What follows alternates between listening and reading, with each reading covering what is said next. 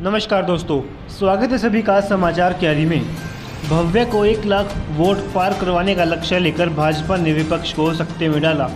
बता दें कि लक्ष्य को पूरा कराने के लिए भाजपा ने जो कि मजबूत संगठनात्मक शक्तियां समय से प्रत्याशी घोषित करने का भी मिल रहा भाजपा को लाभ, कांग्रेस की खेमेबंदी व अन्य पार्टियों नगण्य जनाधार का फायदा उठाने के प्रयास में भाजपा सदी हुई रणनीति व मजबूत संगठन की बदौलत भारतीय जनता पार्टी ने आदमपुर विधानसभा उपचुनाव में गठबंधन प्रत्याशी भव्य बिश्नोई को 1 लाख वोट पार करवाने का लक्ष्य निर्धारित करके विपक्षी उम्मीदवारों को सकते में डाल दिया।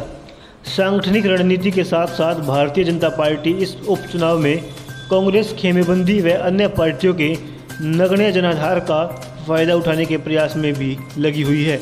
अपने प्रयासों में कोई कोर कसर भी नहीं छोड़ी।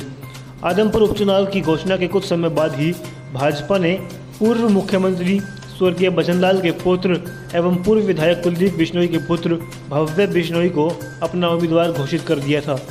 समय से की गई उम्मीदवारी की घोषणा भाजपा के लिए फायदेमंद साबित हुई और जब कांग्रेस व इनेलो ने अपने प्रत्याशी घोषित किए तब तक भाजपा जजपा प्रत्याशी ने हल्के के दौरे का पहला चरण पूरा भी कर लिया था। हालांकि आम आदमी पार्टी ने तो भव्य से पहले अपना प्रत्याशी घोषित किया था, लेकिन आम आदमी पार्टी के लोगों ने प्रत्याशी का विरोध करके पार्टी छोड़कर आम आदमी पार्टी के प्रत्याशी की शुरुआती चरण में ही कमर तोड़ दी, जिससे वह अभी उभर भी नहीं पाए हैं। कांग्रेस व इनेलो जैसी पार्टियों ने नामांकन दाखिल करने के अंतिम दिन से एक दिन पहले प्रत्याशी घोषित किए, जिसका सीधा नुकसान इन पार्टियों को हुआ और अनेक लोगों ने इनकी पार्टी को भी अलविदा कर कह डाला। भाजपा इस बात से उत्साहित है कि जिस युवा को प्रत्याशी बनाया है उसका इस क्षेत्र में पारिवारिक प्रभाव है और हर चुनाव में यह परिवार यहां से चुनाव जीतता रहा है। भव्य की पारिवारिक पृष्ठभूमि, उनका क्षेत्र में प्रभाव का सीधा फायदा भव्य को मिलने की पूरी संभावना है। वहीं भाजपा इस बात को लेकर आश्वासित है कि अब तक 2 उपचुनावों में हार से उबर कर इस चुनाव में जीत के साथ भाजपा विधायकों की संख्या 41 होने जा रही है।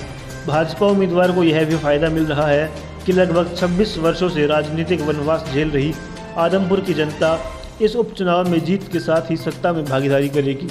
भाजपा ने उपचुनाव में अपनी पूरी सांगठनिक शक्तियां इसलिए झोंक रखी हैं कि वह बड़ौदा व एलनाबाद उपचुनाव में अपनी हार का न केवल बदला ले सके बल्कि भव्य बिश्नोई को 1 लाख वोट पार करवाकर ऐसा रिकॉर्ड कायम करे कि 2024 की सरकार की तस्वीर जनता के समक्ष पेश कर सके। भाजपा से जुड़े सूत्रों की यदि माने तो आदमपुर उपचुनाव में जीत निश्चित मानते हुए भाजपा शांत नहीं बैठी है।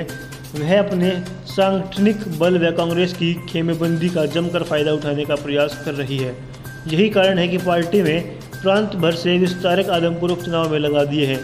आदमपुर हल्के के हर गाँव में मोहल्ला वाइज विस्तारकों की टीम चुनाव तक वहीं डटी रहेगी और एक मतदाता से सीधा संपर्क करके उन्हें भाजपा के पक्ष में मतदान करने के लिए प्रेरित करेगी।